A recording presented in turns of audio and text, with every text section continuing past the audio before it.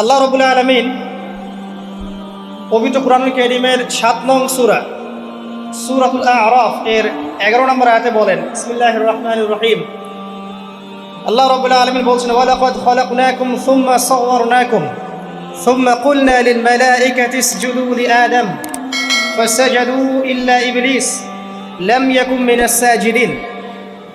আল্লাহ রাব্বুল আলামিন বলছেন, ওয়ালাকাদ খালাকনাকুম, নিঃসন্দেহে আল্লাহ রাব্বুল আলামিন সেই সত্তা যিনি তোমাদেরকে সৃষ্টি করেছেন।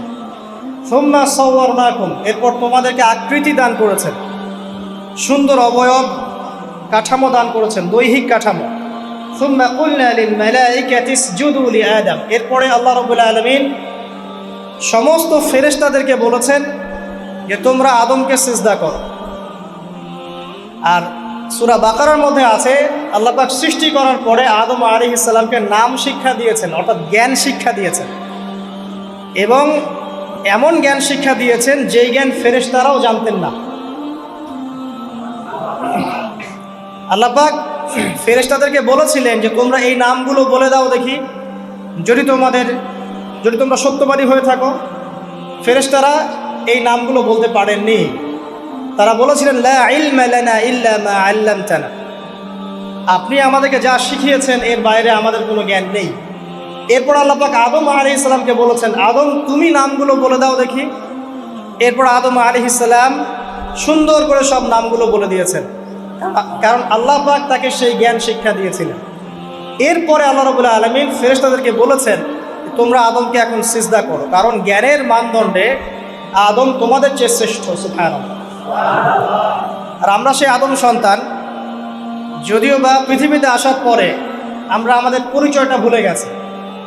সেই আদম সন্তান, যে আদমকে আল্লাহ রাব্বুল আলামিন ফেরেশতাদেরকে দিয়ে সম্মানিত করলেন, সিজদা করালেন, সেই আদম সন্তান এখন আল্লাহর জমিনে শিরক করে, নবী সাল্লাল্লাহু আলাইহি ওয়াসাল্লামের সুন্নতের অনুসরণ করতে চায় না, নবীদের আদর্শ মানতে চায় না, কোরআন এবং সুন্নাহ মেনে জীবন করতে চায় না। সেই আদম সন্তান এখন জেনা করে, ব্যভিচার করে, মাদকদ্রব্য পান করে, সমকামী। সেই আদম সন্তান এখন ঘুষ খাচ্ছে, সুদ খাচ্ছে, দুর্নীতি করছে, অন্যের সম্পদ আত্মসাৎ করছে, অন্যায়ভাবে মানুষকে হত্যা করছে। এমন কোনো গুনাহ নাই যে সেই আদম সন্তান করছে না। কোন আদম সন্তান? যার পিতাকে আল্লাহ রাব্বুল আলামিন কি করলেন? ফেরেশতাদেরকে দিয়ে সেজদা করালেন। তাহলে চিন্তা করেন যে আমরা আমাদের পরিচয়টা কি পরিমাণ হারিয়ে ফেলেছি। আমরা তো চেতনার কথা বলি না, শেকড়ের কথা বলি না, আমরা সংস্কৃতির কথা বলি না। এই কথাগুলো আমরা বলি। আমাদের সত্যিকারের চেতনা হচ্ছে ইসলামিক চেতনা। সত্যিকারের শেকড় হচ্ছে এই শেকড় যে আমরা আদম আলাইহিস সালামের সন্তান, যে আদমকে আল্লাহ রাব্বুল আলামিন ফেরেশতাদেরকে দিয়ে সেজদা করিয়েছেন জ্ঞানের কারণে। আজকে সেই আদম সন্তান দেখবেন জ্ঞান অর্জন করতে চায় না, দিনের জ্ঞান অর্জন করতে চায় না, দুনিয়ার জ্ঞান অর্জন করতে চায়, দিনের জ্ঞান অর্জন করতে চায় না। যে জ্ঞান তাকে পরকালে নাজাতের ওসিলা করবে, সেই কোরআনটুকু তিলাওয়াতও করতে চায় না, তিলাওয়াত করা শিখতেও চায় না, আগ্রহই নাই। তাহলে আমরা কি পরিমাণে আমাদের শেকড়টা ভুলে গেছি, চেতনা হারিয়ে ফেলেছি, আমাদের মূল সংস্কৃতি থেকে দূরে সরে আসছি। একটু চিন্তা করে সামনে যাই। আল্লাহ রাব্বুল আলামিন বলছেন, এরপর সুন্দর আকৃতি দিয়ে আদমকে আমি ফেরেশতাদেরকে দিয়ে সেজদা করালাম। ফাসাজাদু, সবাই সেজদা করলো, প্রত্যেকটা ফেরেশতাই কি করলো? সেজদা করলো। ইল্লা ইবলিস, কে সেজদা করলো না? ইবলিস। ইবলিস সেজদা করলো না। ইবলিস কে ছিল? সে কিন্তু কোনো ফেরেশতা ছিল না। সে ছিল একজন জিন। কানা মিনাল জিন্নি, সূরা কাহফে আল্লাহ পাক বলেছেন কানা মিনাল জিন্নি, সে জিনদের একজন ছিল। ঠিক আছে? সে আল্লাহ রাব্বুল আলামিনের এত বেশি ইবাদত করেছিল যে আল্লাহ রাব্বুল আলামিন তাকে এক পর্যায়ে ফেরেশতাদের উপরে একটা দায়িত্বশীল বানিয়ে দিয়েছিলেন। ঠিক আছে? তো কিন্তু তার মনের ভিতরে একটা কিবর বা অহংকার ছিল, যে অহংকারের কারণে সে কিন্তু আল্লাহ পাকের এই নির্দেশটা পালন করলো না, লঙ্ঘন করলো। আমরা সামনে যাই। লাম ইয়াকুম মিনাস সাজিদিন, আল্লাহ পাক বলছেন সে সিজদাকারীদের অন্তর্ভুক্ত ছিল না। কে? ইবলিস। আচ্ছা, ক্বালা, আল্লাহ পাক এবার বলছেন, মা মানাআকা আল্লা তাসজুদা ইয আমারতুক। আল্লাহ পাক বলছেন, হে ইবলিস, কিসে তোমাকে নিষেধ করলো, কে তোমাকে বারণ করলো আদমকে সিজদা করতে, যাকে আমি সিজদা করার আদেশ করেছি? কি জন্য করলে না? সোজা কথায়, তুমি কি জন্য সেজদা করলে না আদমকে? মানে আঁকা, তোমাকে কে বারণ করলো? এবার ইবলিস তার দলিল পেশ করছে। সে বলছে যে ক্বালা আনা খায়রুম মিন, সে বলল আমি আদমের চাইতে উত্তম। আসসালাতু খায়রুম মিনান নাওম, এটা জানেন না? ঘুমের চেয়ে নামাজ উত্তম। ঠিক এইভাবেই সে ইবলিস বলছে কি আনা খায়রুম মিন, আমি তার চেয়ে উত্তম। কি কারণে উত্তম? খালাকতানি মিন নার ওয়া খালাকতাহু মিন তিন। হে আল্লাহ, আপনি আমাকে সৃষ্টি করেছেন আগুন দিয়ে, জিনদেরকে কি দিয়ে সৃষ্টি করা হয়েছে? আগুন দিয়ে। ফেরেশতাদেরকে কি দিয়ে? নূর দিয়ে। তাহলে এখানে প্রমাণ হলো যে ইবলিস কিন্তু ফেরেশতা নয়। আমাকে সৃষ্টি করেছেন আগুন দিয়ে, ওয়া খালাকতাহু মিন তিন, এবং আদমকে সৃষ্টি করেছেন তিন মানে কাদামাটি দিয়ে। তার মানে আগুন কাদামাটির চেয়ে সুপিরিয়র, বেশি মর্যাদা সম্পন্ন, ওর মানে কে আছে আর কি। এই কারণে সে সিজদা করলো না। এবার আল্লাহ রাব্বুল আলামিন বলছেন ক্বালা ফাহবিত মিনহা, ইবলিস এখান থেকে নেমে যাও। এটা কোন জায়গা? একদম মহাকাশের উপরে না, নাকি পৃথিবীতে? এটা 7 আসমানের উপরের ঘটনা। ইতিহাস শুরু হয়েছে মহাবিশ্বে। মানুষের অস্তিত্বও ছিল না, এমন একটা সময় চলে গেছে। মহাবিশ্বে কোটি কোটি বছর চলে গেছে যখন মানুষ বলতে কিচ্ছু ছিল না। ছিল না। অনেক পরে মানুষকে সৃষ্টি করা হয়েছে। তো এখন দুনিয়াতে মানুষের চলাচল দেখলে মনে হয় মহাবিশ্বে সে একাই আছে, আর কেউ নাই, তাই না? আচ্ছা, এটা দলিল কোরআনে আছে। সূরা দাহার 1 নম্বর আয়াত পড়ে দেখবেন, হাল আতা আলাল ইনসানি হাইনুম মিনাদ দাহরি লাম ইয়াকুন শাইআম মাযকুরা। আল্লাহ পাক বলছেন মানুষের উপরে এমন সময় চলে গেছে যে মানুষ কোনো আলোচ্য বিষয় ছিল না, উল্লেখযোগ্য কোনো বিষয় ছিল না। তো সভ্যতার শুরুর ঘটনা হচ্ছে এটা, মানে মানব সভ্যতার একদম শুরুর শেকড়ের ঘটনা হচ্ছে এটা। একদম শুরুর চেতনা, শুরুর সংস্কৃতি শুরু হচ্ছে এখান থেকে। এবার ইবলিস বলছে আমি সেজদা করব না, বিকজ আমি তার চেয়ে সুপিরিয়র। আপনি তাকে সৃষ্টি করেছেন মাটি দিয়ে, আমাকে সৃষ্টি করেছেন আগুন দিয়ে, আমি তাকে সেজদা করব না। সে আল্লাহ পাকের আদেশ লঙ্ঘনই করলো না, বরং আল্লাহকে উল্টা একটা যুক্তি দেখালো যে আপনি ভুল, আমি ঠিক। নাউজুবিল্লাহ, আপনি আমাকে আদমকে সেজদা করতে বলছেন, এটাই ভুল, বরং উচিত হচ্ছে ও আমাকে সেজদা করবে। নাউজুবিল্লাহ। তো সে কিন্তু আবা ওয়াস্তাকবার, সে উদ্ধত হলো এবং অহংকারও প্রদর্শন করলো। আল্লাহ পাক বলছেন ক্বালা ফাহবিত মিনহা, এখন এখান থেকে নেমে যাও। এই জান্নাতি বলেন আর ওই ঊর্ধ্ব জগতই বলেন, সেখান থেকে তোমরা নেমে যাও, তুমি নেমে যাও। ফামা ইয়াকুনু লাকা আন তাতাকাব্বারা ফিহা, এখানে দাঁড়িয়ে তুমি অহংকার করবে এই অধিকার তোমাকে দেয়া হয় নাই। সোজা কথায় আল্লাহ পাক বলছেন এখানে দাঁড়িয়ে তুমি অহংকার করবে এই অধিকার তোমাকে দেয়া হয়নি। আল্লাহ পাক অহংকারীকে পছন্দ করেন না। অহংকারীদেরকে আল্লাহ পাক কিয়ামতের মাঠে পিঁপড়ার মতো উঠাবেন। তাদের আকৃতি মানুষের সমানও হবে না, ছোট ছোট কালো পিঁপড়ার মতো হবে এবং অন্ধকার ওদেরকে ঢেকে নিবে। তো আমাদের মনে যাদের অহংকার আছে, আল্লাহর রাস্তায় অহংকার ছেড়ে দেই। অহংকার ইলমেরও থাকতে পারে। একজনের অনেক বড় ইলমি ডিগ্রি সার্টিফিকেট আছে, অমুক ফারেক তমুক ফারেক, অমুক মুহাদ্দিস অমুক মুফাসসির, ডাবল ডিগ্রি, এটারও অহংকার থাকতে পারে। ঠিক আছে? আবার অনেকের টাকা পয়সার অহংকার থাকে, অনেকের ক্ষমতার অহংকার থাকে, আবার এখনকার মেয়েদের সৌন্দর্যের অহংকার থাকে না? এক এক মানুষের এক একটা অহংকার। অহংকারের ডেফিনেশনটা কি? একজন সাহাবী নবী সাল্লাল্লাহু আলাইহি ওয়াসাল্লামকে বলছেন, ইয়া রাসূলুল্লাহ, আমি পছন্দ করি আমার গায়ের পোশাকটা সুন্দর হোক, আমার জুতা সুন্দর হোক, ঠিক আছে, আমার সুগন্ধি ভালো হোক, দামি হোক। এটা কি অহংকারের পরিচয়? নবী সাল্লাল্লাহু আলাইহি ওয়াসাল্লাম বলছেন না, এটা অহংকারের পরিচয় নয়।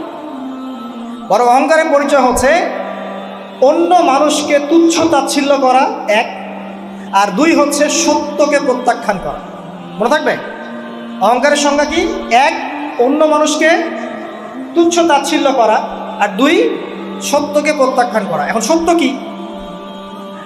আইনস্টাইনের থিওরি সত্য, নাকি পিথাগোরাসের উপপাদ্যই সত্য, নাকি আমাদের পশ্চিমারা যে সেকুলারিজম, কমিউনিজম, ডেমোক্রেসি ইত্যাদি ইত্যাদি, ন্যাশনালিজম এগুলো দিয়ে দিয়েছে মতবাদগুলো, এগুলি চূড়ান্ত সত্য? সায়েন্সই কি চূড়ান্ত সত্য? চূড়ান্ত সত্যটা কি আসলে? এক কথায় সূরা কাহফের 29 নম্বর আয়াতে সত্যের সংজ্ঞা আছে। কত নম্বর আয়াতে?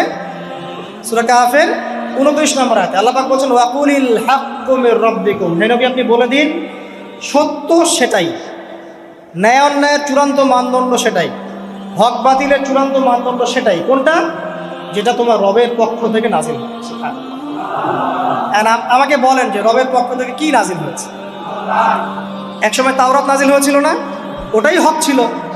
ওই সময় কি ছিল? সেটাই হক ছিল। জাবুর ওই সময়ের কি ছিল? হক। ইনজিল ওই সময়ের হক ছিল। এখন কি আছে আমাদের কাছে? কোরআন এবং এর ব্যাখ্যা হচ্ছে হাদিস। কিয়ামত পর্যন্ত কি অন্য কোনো শরীয়ত আসবে? অন্য কোনো নবী আসবে? কেউ যদি বলে যে অমুকে নবী হবে, সে কি মুসলিম না কাফের? তাহলে কোনো সন্দেহ আছে? যদি কেউ দাবি করে যে মুহাম্মদ সাল্লাল্লাহু আলাইহি ওয়াসাল্লাম শেষ নবী নন, আরও নবী আসতে পারে, নাউজুবিল্লাহ, এবং এই কুফরি আকীদায় বিশ্বাসীকে কেউ যদি কাফের মনে না করে, সেও কাফের হয়ে যেতে পারে। বুঝতে পারছেন? আসেন, তো অহংকারের সংজ্ঞাটা আমরা জেনে নিলাম যে সত্যকে প্রত্যাখ্যান করা, আল্লাহর ওহীকে প্রত্যাখ্যান করা, মানে কোরআন এবং সুন্নাহ থেকে সরে আসা, এটাকে মিথ্যা মনে করা, বা অন্য কোনো মতবাদকে কোরআন সুন্নাহর সমকক্ষ মনে করলেও কুফরি হয়ে যাবে। এরকম মনে করে অন্য একটা মতদর্শ, একটা দর্শন, একটা ফিলোসফিক্যাল থট বা একটা স্কুল অফ থট কোরআন সুন্নাহর চেয়ে ভালো নয়, কিন্তু কোরআন সুন্নাহর সমমানের, এটাও যদি কেউ মনে করে, কাফের। কথা কি বুঝতে পারছেন? এটা হচ্ছে অ্যাবসলিউট ট্রুথ, মানে এটা সত্যের একদম সর্বোচ্চ স্টেজ, এর উপরে আর কিছু নাই। ভুলে গেছিলাম ভাই। আচ্ছা, এবার আসেন, আমরা অহংকারের সংজ্ঞা জানলাম, সত্যের সংজ্ঞাও জানলাম। এখানে ইবলিস কি করছে? সে অহংকার প্রদর্শন করছে। সে আল্লাহকে বলছে আপনি ভুল, আমি ঠিক। আদমকে সে তুচ্ছ তাচ্ছিল্য করলো এবং সত্যকে প্রত্যাখ্যান করলো, দুটোই কিন্তু ইবলিস করলো এখানে। আসেন, আল্লাহ পাক বলছেন ফাখরুজ, এখান থেকে বের হয়ে যাও হতভাগ। ফাখরুজ মানে উখরুজ মানে বের হও, অতএব ফাখরুজ, এখান থেকে বের হয়ে যাও। ইন্নাকা মিনাস সাগিরিন, তোমার অহংকার করার কোনো সুযোগ নেই এখানে, তুমি তো ছোট পুত্র। ইন্নাকা মিনাস সাগিরিন, সাগির মানে কি? তুমি এখান থেকে, তুমি বের হয়ে যাও এখান থেকে, তুমি একজন ক্ষুদ্র সত্তা, তোমার এখানে অহংকার করার কিছু নাই। কলা, এবার ইবলিস বলছে, এই জায়গাগুলো খুব ভালো করে শোনেন, আমাদের লেকচারের আসল জায়গায় কিন্তু যাবে ওই দিকে। যদি আড়াইটা পর্যন্ত লেকচার দিই, কোনো সমস্যা আছে? আচ্ছা, তাহলে বসে থাকে, খাওয়া দাওয়া করে আসছেন তো? আচ্ছা, কলা, এবার ইবলিস বলছে আনজিরনি, শোনেন, ইবলিস বলছে আনজিরনি, হে আল্লাহ আমাকে অবকাশ দিন। কি বলছে? আমাকে অবকাশ দিন। ইলা ইয়াউমি ইউবআসুন, যেই দিন আপনি কিয়ামত ঘটাবেন, যেই দিন সবাইকে পুনরুত্থিত করবেন, ওই দিন পর্যন্ত আমাকে অবকাশ দিন। সূরা বাকারায় আছে, অন্য সূরা আছে, রব্বি আনজিরনি ইলা ইয়াউমি ইউবআসুন। ইবলিস বলছে হে আমার রব। কি বলছে ইবলিস? হে আমার রব। ইবলিস কি তাহলে আস্তিক না নাস্তিক? কথা বলেন, ইবলিস কি আস্তিক না নাস্তিক? আস্তিক। ইবলিস বলছে যে ইয়া রব্বি, রব্বি হে আমার রব, হে আমার প্রতিপালক। আল্লাহকে ইবলিস বলছে হে আমার প্রতিপালক, আনজিরনি আমাকে অবকাশ দিন, ইলা ইয়াউমি ইউবআসুন, কিয়ামত দিবস পর্যন্ত, বা যেদিন আপনি পুরো মানব জাতিকে উঠাবেন কবর থেকে, আবার ওই দিন পর্যন্ত আমাকে অবকাশ দিন। তার মানে কিয়ামত যে হবে এটা নতুন করে লেখা হয় নাই, সভ্যতায় হিস্ট্রির শুরু থেকেই কিয়ামত ছিল। কথা বুঝতে পারছেন? ফেরেশতারাও জানতেন যে একদিন মহাবিশ্ব ধ্বংস হয়ে যাবে। যখন পৃথিবীতে মানুষকে পাঠানো হয়নি তার আগেই ফেরেশতারা জানতেন, আল্লাহ পাকের ইলমে ছিল এবং তিনি এটা ফয়সালা করে দিয়েছিলেন যে একদিন এই পুরো মহাবিশ্বই ধ্বংস হয়ে যাবে। ইবলিস আগে থেকে জানতো যে কিয়ামত হবে, এই জন্য সে বলছে আমাকে কিয়ামত পর্যন্ত অবকাশ দিন। আল্লাহ পাক এবার কি বলছেন দেখেন, ইবলিস আল্লাহর কাছে চাইলো, আল্লাহ পাক তাও তাকে ফেরত দিলেন না। আর আমরা আল্লাহর কাছে চাইতে এখন হতাশা হয়ে যায় না, দোয়া করতে থাকি আর বলি যে আমার দোয়া তো কবুল হচ্ছে না।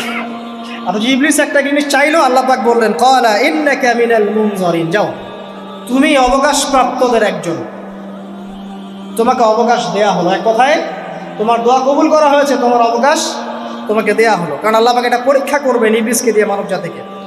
ক্বালা, এবার ইবলিসের চ্যালেঞ্জ শোনেন, এটাই আমাদের আজকের লেকচারের মূল পয়েন্ট। এই জায়গা থেকে ইবলিস চ্যালেঞ্জ করছে। কি চ্যালেঞ্জ করছে? ফাবিমা আগওয়াইতানি, হে আল্লাহ আপনি যে কারণে আমাকে বিচ্যুত করলেন, আমি আমার যে কৃতকর্মের কারণে আপনার রহমত থেকে বঞ্চিত হয়ে গেলাম, ঠিক আছে, লাআকউদান্না লাহুম সিরাতাকাল মুস্তাকিম, আমি সেই আদমের এবং আদমের সন্তানের সরল পথে ওত পেতে বসে থাকব। কথাটা ভালো করে বোঝেন। ইবলিস চ্যালেঞ্জ করলো কাকে? আল্লাহকে। যে কারণে আল্লাহ আপনি আমাকে বহিষ্কার করলেন, এখন আমি কি করব? আমি এই আদম সন্তানের সরল পথে, আপনাকে পাওয়ার এই পথের আনাচে কানাচে আমি ওত পেতে বসে থাকব। কি জন্য বসে থাকব? যাতে করে আমি আদম সন্তানকে বিচ্যুত করতে পারি। শুধু তাই নয়, সে আরো বলছে সুম্মা লাআতিয়ান্নাহুম, আমি শুধু বসেই থাকবো না, আমি আদম সন্তানের কাছে আসব। মিন বাইনি আইদিহিম, তার সামন থেকে আসব। ওয়া মিন খালফিহিম, আদম সন্তানের পিছন থেকে আসব। ওয়া আন আইমানিহিম, তার ডান দিক থেকে আসব। ওয়া আন শামাইলিহিম, তার বাম দিক থেকে আসব। ওয়ালা তাজিদু আকসারাহুম শাকিরিন, আল্লাহ পাক আপনি তাদের বেশিরভাগকেই শুকরগুজার পাবেন না। কথা কি ক্লিয়ার না? কোনো সমস্যা? ইবলিস কি চ্যালেঞ্জ করলো? আমি শুধু বসেই থাকবো না, ডান দিক থেকে আসব, বাম দিক থেকে আসব, সামন থেকে আসব, পিছন থেকে আসব। আমি আদম সন্তানকে পথভ্রষ্ট করেই ছাড়বো, আপনি আদম সন্তানের বেশিরভাগকে পথভ্রষ্ট পাবেন। ইবলিসের কথার কি বাস্তব প্রতিফলন দেখা যায় এখন সমাজে? বেশিরভাগ মানুষ নামাজ পড়ে না পড়ে না? বেশিরভাগ মানুষ সুদ খায় না খায় না? বেশিরভাগ যুব সমাজ জেনা করতেছে না করতেছে না? বেশিরভাগ লোক মাদক খাচ্ছে না খাচ্ছে না? পৃথিবীর কোনো জায়গায় আল্লাহর বিধান আছে কি নাই? দুই একটা জায়গায় আছে আইওয়াশ, শোডাউন। বেশিরভাগ নারী পর্দায় চলে না চলে না? বেশিরভাগ মানুষ রোজা রাখে না রাখে না? বেশিরভাগ মানুষ যাকাত দেয় কি দেয় না? তাহলে ইবলিস যে বললো আপনি বেশিরভাগকেই শুকরগুজার পাবেন না, বেশিরভাগ মানুষ পরকালের স্বার্থে কাজ করে না দুনিয়ার স্বার্থে কাজ করে? কতজন মানুষ আল্লাহ পাকের দ্বীনটাকে প্রচার প্রসার প্রতিষ্ঠার কথা বলে বা কোরআন সুন্নাহর কথাগুলো মেনে চলে? কতজন মানুষ? বেশিরভাগ লোক মেনে চলে? তাহলে ইবলিস কি সফল না ব্যর্থ? ইবলিসের চ্যালেঞ্জ কি সফল না ব্যর্থ? ইবলিসের কথা সে কিন্তু অক্ষর অক্ষরে পালন করেছে। আর এই ইবলিসকে আল্লাহ পাক কেন পৃথিবীতে দিয়েছেন? আমাদেরকে পরীক্ষা করার জন্য, যেন আমরা এই সর্বপথ থেকে বিচ্যুত না হই। সামনে যান, আরো কঠিন কথা আছে। ক্বাল আখরুজ মিনহা, আল্লাহ পাক বলছেন এখান থেকে বের হয়ে যাও। মাযউমান মাদহুরা, একদম অপদস্থ লাঞ্ছিত হয়ে এখান থেকে বের হয়ে যাও। লামান তাবিআকা মিনহুম, তুমি তো চ্যালেঞ্জ করলে আমাকে, ঠিক আছে, কিন্তু যে ব্যক্তি যেই তোমার অনুসরণ করবে, আল্লাহ পাকের কথা শোনেন, যেই তোমার অনুসরণ করবে, লাআমলাআন্না জাহান্নামা মিনকুম আজমাইন, যে পুরুষ বা নারী যেই হোক না কেন, যে আদম সন্তান ইবলিস তোমার অনুসরণ করবে, তোমার পথ ধরবে, আমি তোমাকে সহ এদের সবাইকে দিয়ে জাহান্নাম পূর্ণ করব। আল্লাহর কিচ্ছু যায় আসে না। আল্লাহ পাক যদি এই পুরো পৃথিবীটাকেও জাহান্নামে নিক্ষেপ করেন অবাধ্যতার কারণে, আল্লাহ পাকের কিছু যায় আসে? ওই যে আপনাদের এখানে নদী আছে না, কি বালাসী ঘাট, এখানে চর আছে না, চরের মধ্যে একটা বালুর কণার কি দাম আছে বলেন তো? একটা বালুর কণার কোনো দাম আছে? এই পুরো মহাবিশ্বে পৃথিবীর অবস্থান এর চেয়েও কম। তো পুরো পৃথিবীর মানুষ যদি আল্লাহর অবাধ্য হয়, আল্লাহ পাক যদি পুরো দুনিয়াটাকেই ধ্বংস করে দেন, জাহান্নামে নিক্ষেপ করেন, আল্লাহ পাকের কিছু যায় আসবে কিনা? এবার আসেন, এখান থেকে আমরা বুঝতে পারলাম যে ইবলিস একটা তৃতীয় সত্তা। আল্লাহ পাক আদম আলাইহিস সালামকে সৃষ্টি করলেন, নাম শিক্ষা দিলেন, সেজদা করালেন, ইবলিসকে সেজদা করতে বললেন, সে করলো না। সে চ্যালেঞ্জ করলো উল্টা, যে আমি ওর চেয়ে উত্তম, আপনি ভুল আমি সঠিক। সে অহংকার করলো এবং একই সাথে সে আদমকে পথভ্রষ্ট করার চ্যালেঞ্জও করে বসল। আল্লাহ পাক ঘোষণা করলেন, যদি কোনো আদম সন্তান তোমাকে ফলো করে, তোমাকে সহ তাকে আমি জাহান্নামে নিক্ষেপ করব। ঠিক আছে, এ পর্যন্ত। এবার সামনে আসেন। এবার আল্লাহ পাক আদমকে বলছেন, কাকে বলছেন? আদম আলাইহিস সালামকে বলছেন, ইয়া আদম, হে আদম। তার আগে আদম আলাইহিস সালামের বুকের পাঁজর থেকে কাকে সৃষ্টি করেছেন? হাওয়া আলাইহিস সালাম, সভ্যতার ইতিহাসের প্রথম নারী এবং ইতিহাসের সবচেয়ে সুন্দরী রমণী কে? হাওয়া আলাইহিস সালাম। আরেকজন আছেন সবচেয়ে সুন্দরী রমণী, কে? কে বলতে পারবেন? জি না, 100 টাকা পুরস্কার বলেন। হ্যাঁ, নাম কি? মাশাআল্লাহ, ওই ওকে পুরস্কার দিও। কি নাম তোমার? মাশাআল্লাহ মাশাআল্লাহ। দ্বিতীয় সুন্দরী রমণী, দুজন রমণীকে বলা হয় পৃথিবীর সবচেয়ে সুন্দরী রমণী। আপনি যাদেরকে দেখে সিডিউস হচ্ছেন, যদিও এদেরকে দেখে সিডিউস হওয়ার কিছু নাই, কারণ এরা তো সুন্দর না, কোনো দিক থেকে সুন্দর না, না পোশাকের দিক থেকে, না চেহারার দিক থেকে, না ফিজিক্যাল স্ট্রাকচারের দিক থেকে। এদেরকে দেখে তো পাগলও সিডিউস হবে না। তো আদম আলাইহিস সালাম এবং আদম আলাইহিস সালামের স্ত্রী হাওয়া আলাইহিস সালাম এবং সারা আলাইহিস সালাম, ইতিহাসের সবচেয়ে সুন্দর রমণী, ইতিহাসের সবচেয়ে সুন্দর রমণী কাদের স্ত্রী ছিলেন? নবীদের না অন্য কারো? এজন্যই বলি, আপনি যদি পবিত্র থাকেন, আল্লাহওয়ালা মানুষ হন, ইনশাআল্লাহ তাআলা আল্লাহ পাক আপনার ঘরে একজন নেককার পুণ্যবতী সুশ্রী স্ত্রী দান করবেন ইনশাআল্লাহ। আপনি যদি এইসব অশ্লীলতার গোলক ধাঁধায় পড়ে নিজের ঈমান হারিয়ে ফেলেন, চরিত্র হারিয়ে ফেলেন, সম্ভাবনা খুবই কম যে আপনি একজন দিনদার মেয়ে পাবেন। বরং আপনি এমন কাউকেই পেতে পারেন যে আপনার মতোই, ঠিক আছে? দেখবেন যে আপনি 10 ঘাটের পানি খেয়ে আসছেন, ও দেখবেন 12 ঘাটের পানি খেয়ে আসছে। আল্লাহ পাক আমাদের যুব সমাজকে হেফাজত করুন, আমিন। আল্লাহ পাক এবার আদম আলাইহিস সালামকে বলছেন, ইয়া আদম, হে আদম, উসকুন আনতা ওয়া যাওজুকাল জান্নাহ। আদম শোনো, তুমি এবং তোমার স্ত্রী দুইজন এখন জান্নাতে থাকো। কোথায় থাকো? জান্নাতে থাকো। ওয়া কুলা মিন হাইসু শি'তুমা, যেখানে ইচ্ছা সেখান থেকে খাবার খাও। জান্নাতের নাজ নেয়ামতের কথা তো আপনারা শুনেছেন অনেক, আমি ওইগুলো বলতে যাচ্ছি না, সময় চলে যাবে। যা ইচ্ছা তাই পাবেন সেখানে, যা ইচ্ছা তাই। এমন একটা জায়গা যেটা কখনো কোনো চোখ দেখে নাই, কোনো কান শোনেও নাই। চোখ না দেখলেও, কান না শুনলেও মানুষ মনে মনে অনেক কিছু কল্পনা করে না? এটা কল্পনাও করার সুযোগ নাই। এত উন্নত মানের একটা জায়গা। তোমরা দুজন এখানে থাকো, জান্নাতের যে কোনো জায়গায় যাও, খাওয়া দাওয়া করো, কোনো সমস্যা নেই। কিন্তু ওয়ালা তাকরাবা হাদিহিশ শাজারা, মানে কি, এই যে গাছটা আছে এই গাছের কাছে যেও না। একটা শর্ত খালি দিলাম, গাছের কাছে যেও না। গাছের নাম কি এগুলো আমাদের আলোচনার বিষয় না। বিষয়টা হচ্ছে আল্লাহ পাকের আদেশটা কি। গাছটা আম গাছ হতে পারে, জাম গাছ হতে পারে, কদু গাছ হতে পারে, যে কোনো গাছ হতে পারে। এটা নিয়ে আমাদের কোনো মাথা ব্যথা নাই। মাথা ব্যথা হচ্ছে আল্লাহ পাকের আদেশ, এই গাছের কাছে যেও না, বাস যেও। আচ্ছা, ফাতাকুনা মিনাজ জালিমিন, যদি চলে যাও তোমরা দুজন এখানে, তাহলে তোমরা দুজন কিন্তু জালেম হয়ে যাবে। আল্লাহ পাকের হুকুম অবাধ্য করলে মানুষ কি হয়ে যায়? জালেম হয়। এই জন্য আমরা দোয়ায় বলি, আল্লাহুম্মা ইন্নী যালামতু নাফসি, বলি না? হে আল্লাহ, আমি আমার নফসের উপর জুলুম করেছি। রব্বানা যালামনা আনফুসানা, বলি না? আল্লাহ, আমরা আমাদের উপর জুলুম করেছি। তো আমরা যখন পাপ করি মানে আমরা জুলুম করে ফেলেছি। তো তোমরা দুজন এই গাছের কাছে যেও না, যদি যাও তাহলে জুলুম করে ফেলবে এবং জালেম হয়ে যাবে। এবার ইবলিস তো আর বসে নাই, সে তো চ্যালেঞ্জ করেছে, করে নাই? আচ্ছা, এবার ইবলিস কি করছে? ফাওয়াসওয়াসা লাহুমা শাইতান, এবং ইবলিস এবার এদের দুজনকে ওয়াসওয়াসা প্রদান করতে শুরু করলো। ইবলিস কি করলো? ওয়াসওয়াসা প্রদান করতে শুরু করলো। ওয়াসওয়াসাটা এমন ছিল যে, হাল আদুল্লুকা আলা শাজারাতিল খুলদি ওয়া মুলকিন লা ইয়াবলা।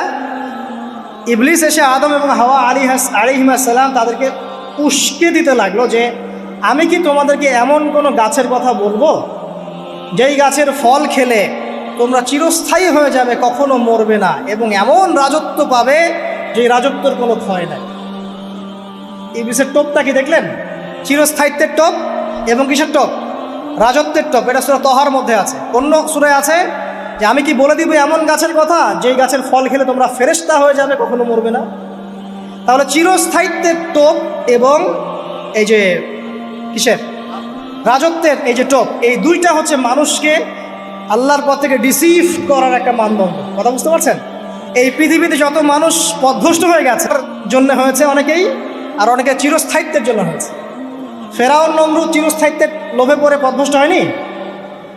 আর ওই সময় থেকে শুরু করে এখনকার বিশ্বে যারা ক্ষমতাধর, এরা কি ক্ষমতার দাপটে পথভ্রষ্ট হচ্ছে না? এই দুটো হচ্ছে মানুষকে পথভ্রষ্ট করার মাধ্যম। ইবলিস খুব ভালো করেই জানতো।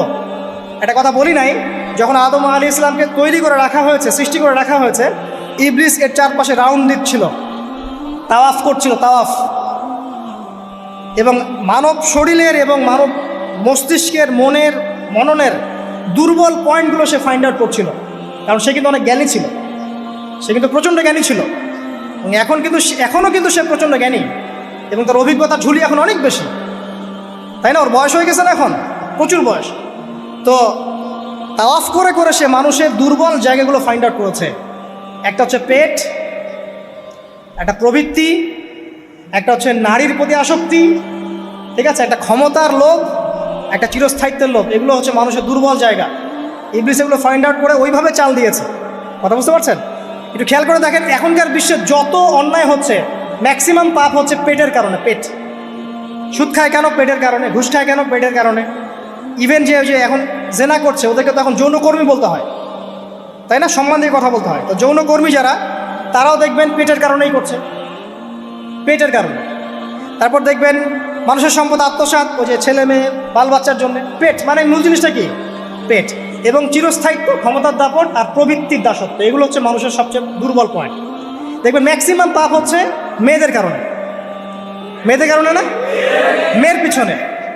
মেয়ের পিছনে আপনি চলে গেছেন, এখানে আত্মহত্যা করছে কেউ, কেউ এখানে আপনার জেনা করছে, কেউ ধর্ষণ করছে, কেউ পরকে লিপ্ত হচ্ছে, মানে মেয়েরই কোনো পাপ। ওই যে বলে না, দুইটা পাপ যাকে পেয়ে গেছে তার লাইফটা ক্র্যাশড। একটা হচ্ছে মেয়ে, একটা হচ্ছে টাকা। অর্থ সম্পদের লালসা যার মধ্যে পেয়ে বসেছে, এর জীবন শেষ। আর যার মেয়ের নেশা আছে, মেয়ের নেশা যার মধ্যে আছে, এর জীবন শেষ। একে আপনি হেদায়েতের পথে আনতে পারবেন না ইল্লা মাশা আল্লাহ, আল্লাহ পাক যদি না চান। আসেন, ইবলিস তাওয়াফ করছিল এবং সে কিন্তু টোপ দিল, চিরস্থায়িত্বের টোপ দিল। এবং কিসের টোপ দিল? ফেরেশতা হয়ে যাবে, অমর হয়ে যাবে। এবার আমাদের পিতামাতা আদম এবং হাওয়া আলাইহিস সালাম তারা কিন্তু ফল খেয়ে ফেললেন। আর এটা এমন নয় একবার ওয়াসওয়াসা দিয়েছে বাস খেয়ে ফেলেছেন, এমন নয়। কন্টিনিউয়াসলি সেই কাজটা করেছে। একটা মানুষ যখন জেনা করে, ইবলিস কি একবার এসে বললেই কেউ জেনা করে ফেলে? আস্তে আস্তে কিন্তু মানুষ জেনার পথে যায়। ওই যে প্রথমে একদিন, অনেক দিন একটা লেকচার দিয়েছিলাম না, প্রথমে গার্লফ্রেন্ড বয়ফ্রেন্ড একটা সম্পর্ক হয়, তাই না? তারপর কথাবার্তা হয়, মোবাইল ফোন এক্সচেঞ্জ করে, নোট এক্সচেঞ্জ করে, কফি খায়, আস্তে আস্তে ডেটিংয়ে যায়, পরে দেখবেন এক পর্যায়ে গিয়ে জেনা। এভাবে। আর যারা ধর্ষক, এতে ডাইরেক্ট অ্যাকশন, এত সময় নাই, ডাইরেক্ট। তো ইবলিস প্রতিটা পাপ মানুষকে ধাপে ধাপে করায়। দেখবেন ইবলিস এখানেও কিন্তু আমাদের পিতামাতাকে ধাপে ধাপে ওইদিকে নিয়ে গিয়েছিল। এবার আসেন, আমাদের পিতামাতা ফল খেয়ে ফেললেন, এই জায়গাটা খুব ভালো করে বোঝেন। এই ফল খাওয়াটা আল্লাহর অবাধ্যতা না। আল্লাহ পাক বলেছিলেন না যে জালেম হয়ে যাবে, আল্লাহ পাকের অবাধ্য হলেন। অবাধ্যতার ফলাফলটা কি হলো এবার শোনেন। আমরা সবাই জানি অবাধ্যতার ফলাফল কি, আল্লাহ পাক জান্নাত থেকে নামিয়ে দিয়েছেন, তাই তো? এর আগে আরেকটা ফলাফল হয়েছে। এই ফলাফলের সাথে আমাদের বর্তমান সময়কার যে ইস্যুটা চলছে, পোশাক, নারী, সংস্কৃতি, হাবিজাবি, হ্যাঁ, বেহায়াপনা, বেলাল্লাপনা, এই ইস্যুটা এখানে জড়িত। এটা আমারও বুঝতে এবং খুঁজে পেতে সময় লেগেছে। আমরা সবাই পড়েছি স্টুডেন্ট লাইফে, আদম এবং হাওয়া আলাইহিস সালাম আদেশ লঙ্ঘন করেছেন, সাথে সাথে আল্লাহ পাক জান্নাত থেকে কি করেছেন? নামিয়ে দিয়েছেন। ইবলিসকেও নামিয়ে দিয়েছেন, তারপরে হায়াত দিয়েছেন, এখানে পরীক্ষা করছেন, এই তো। এখানে আল্লাহ পাক দেখবেন আমাদের আমল কেমন, আমল ভালো হলে আবার জান্নাতে, খারাপ হলে আবার জান্নাত। কিন্তু এর আগেও একটা ঘটনা ঘটেছে। যে মুহূর্তে আমাদের পিতামাতা ফল খেয়েছেন গাছের কাছে গিয়েছেন, আল্লাহ পাকের আদেশটা লঙ্ঘন করেছেন, সাথে সাথে তাদের গায়ের পোশাকটা খুলে পড়ে গেছে। আমি বুঝাতে পারি নাই? পুরো মহাবিশ্বের প্রথম লজ্জা, প্রথম অপমান, প্রথম শাস্তি, ঠিক আছে, আল্লাহর অবাধ্যতার প্রথম পরিণাম লজ্জাহীনভাবে গা থেকে কাপড় খসে পড়ে যাওয়া, ন্যাংটা হয়ে যাওয়া, ন্যাংটা। বাংলা ভাষায় বুঝতে পারছেন? প্রথম শাস্তি, প্রথম অবাধ্যতা এবং প্রথম অবাধ্যতার পরিণতি পুরো মহাবিশ্বে সভ্যতার শুরু থেকে শেষ পর্যন্ত প্রথম অ্যাক্সিডেন্ট, বা এই যে আমরা বলছি পরিণতি, পাপের পরিণতি, অবাধ্যতার পরিণতি, সেটা হলো গা থেকে কাপড় খুলে যাওয়া। এই কথা আল্লাহ পাক বলছেন এখানে, লিইউবদি লাহুমা মা উরিয়া আনহুমা মিন সাওয়াতিহিমা। ইবলিস তোমাদের পিতামাতাকে এই গাছের কাছে নিয়ে গিয়ে ফল খাইয়ে তাদের গা থেকে পোশাক খুলে ফেলে দিয়েছে। এবার কি বুঝতে পারছেন যে ইবলিস এখন বিশ্বে কি করছে? ইবলিস সেম কাজটা করছে আমাদের সাথে, আমাদের গা থেকে তারা পোশাক খুলে ফেলে দিচ্ছে। সভ্যতার শুরুর পাপ বলছি না আমরা, এটা আসলে ভুল।